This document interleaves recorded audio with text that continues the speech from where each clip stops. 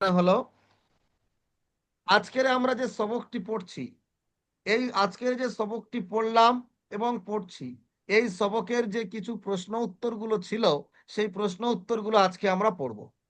অর্থাৎ হরুফে মাদ্দা, হরুফে লিন এবং খাড়া জাবার খাড়াজের উল্টা পেশ সম্পর্কিত যে প্রশ্নগুলো আছে, সে প্রশ্নগুলো আমরা একটু দেখে নেব। তাহলে আমাদের মাথার মধ্যে চলে আসবে। আমি প্রশ্ন করব, আপনাদের উত্তর দিতে হবে। আচ্ছা, শুকুর আলী ভাই, আপনি বলেন তো, মাদ কথার অর্থ কি? মাদ মানে কি হ্যালো। বলেছিলাম? মাদ মানে বলেন বলেন। আমি ভুলে গেছি। হাবুল ভাই, আপনি বলেন। মা মাদ মানে কি মাদ বললো? মানে টানা, টান। মাদ মানে কি? হ্যাঁ, টান মাদ টান মানে টানা। টান। টানা টানা মাদ মানে হচ্ছে টানা। তাহলে মাদ কাকে বলবো? টান। হারাকাতের পড়াকে যদি টান দিয়ে পড়ি, তখন তাকে আমরা মাদ বলবো, হ্যাঁ কি না? তাহলে আমরা 1 নাম্বার প্রশ্ন কি শিখলাম? মাদ কথার অর্থ কি? তাহলে মাদ কথার অর্থ কি জানলাম? কথা মানে টানা, কেন্দ্রে টানা। আর কোনো আর মাদ টানা কাকে টানা। বলে বললাম? যদি হারাকাতের পড়াকে টান দিয়ে পড়ার নাম হচ্ছে মাদ্দা, তাই তো? যে কারণে, কোনো একটা কারণে হারাকাতের পড়াকে টান দিয়ে পড়বো, এর নাম হচ্ছে মাদ্দা। বুঝে এসছে? বা মাদ। বুঝে আসলো না, আসলো না? জি। চলেন, জি। তারপরে আছে দেখেন, মাদের হরফ কয়টি ও কি কি?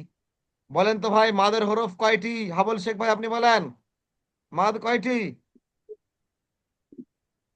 আলিফ মাদ্দা, ইয়া মাদ্দা, ওয়া মাদ্দা। তাহলে কয়টি হলো? তিনটি। 3টি। মাশাআল্লাহ। তাহলে এখানে আমরা শিখে নিলাম মাদের হরফ কয়টি ও কি কি।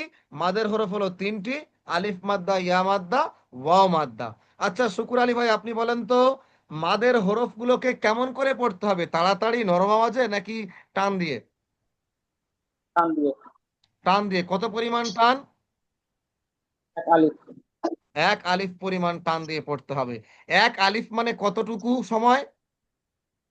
একটা হাতের আঙুলটা সোজা করতে যতক্ষণ টাইম লাগে থাকে। বাস। মাশাআল্লাহ, খুব সুন্দর হয়েছে, আলহামদুলিল্লাহ। তারপরে দেখেন, মাদের হারাকাত। আমি বলেছিলাম মাদের চিহ্ন। মাদের চিহ্ন কয়টি? শুকুর আলী ভাই বলেন তো, মাদের হারকাত বা মাদের চিহ্ন কয়টি? তিনটি। 3টি। কি কি? ব্রাভার জের পেস। আ মাদের হারাকাত, মাদের চিহ্ন ভুলে গেছেন? মাদের চিহ্ন। আলিফ মাদ্দার একটা রূপ ছিল, তার নাম ছিল খাড়া জাবার। উল্টো পেস আর খারাজের। জি।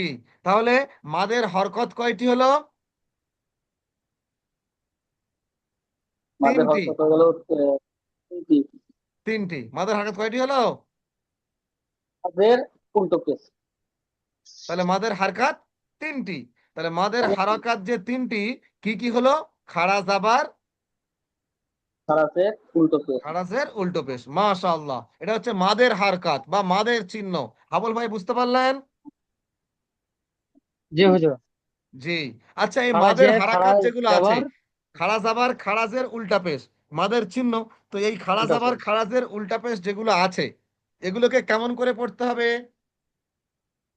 আলিফ পেসটা টানতে হবে। মাশাআল্লাহ, 1 আলিফ পরিমাণ টান দিয়ে পড়তে হবে। আচ্ছা, তারপরে বলেন তো দেখি, লিন কথার অর্থ কি বলেছিলাম? ইয়ালিন ইয়ালিন। লিন কথার অর্থ কি? অল্প আওয়াজ দিয়ে পড়তে হবে। নরম, নরম। লিন মানে হচ্ছে নরম। হ্যাঁ, হ্যাঁ, নরম আওয়াজে। নরম আওয়াজে। হ্যাঁ, মাশাআল্লাহ। আচ্ছা, হরুফে লিন কয়টি? লিনের হরফ কয়টি? দুইটি। 2টি। লিনের হরফ কয়টি? দুইটি, ইয়া আর ওয়াও। জি, মাশাআল্লাহ। হাবল ভাই বলেন তো, লিনের হরফ কয়টি? ইয়া, ওয়াও। মাশাআল্লাহ। আচ্ছা, এই হরফে লিন যে ইয়ালিন এবং ওয়াউলিন, ইয়ালিন কাকে বলবো? ইয়ালিন কাকে বলে? বলেন। ইয়ালিন, ইয়ার নিচে হ্যাঁ, ডান ইয়ার সাইডে ডান জের দিকে, থাকলে ইয়ার আগে জাবার আসবে। কি আসবে? আবার ইয়ার জাবার। আগে যাবা।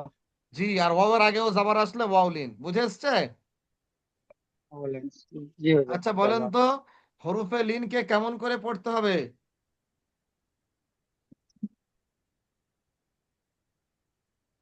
আমি বলবো, জি বলেন, শুক্র আলী ভাই বলেন, হরফে লিনকে কেমন করে পড়তে হবে?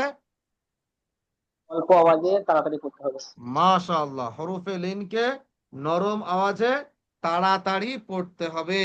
তো আজকের আমাদের পাঠ অনুশীলনী এবং হরফে মাদ্দার হারকাত এবং হরফে লিনের যতগুলো প্রশ্ন উত্তর ছিল, প্রশ্ন উত্তরগুলো আমরা জেনে নিলাম। ঠিক আছে, এরপরে আমরা যেটি পড়বো, একটি গুরুত্বপূর্ণ অংশ আমরা পড়তে চলেছি পরবর্তী সবকে, সেটি হচ্ছে জি। যজম বা সুকুনের অনুশীলন বা যজম বা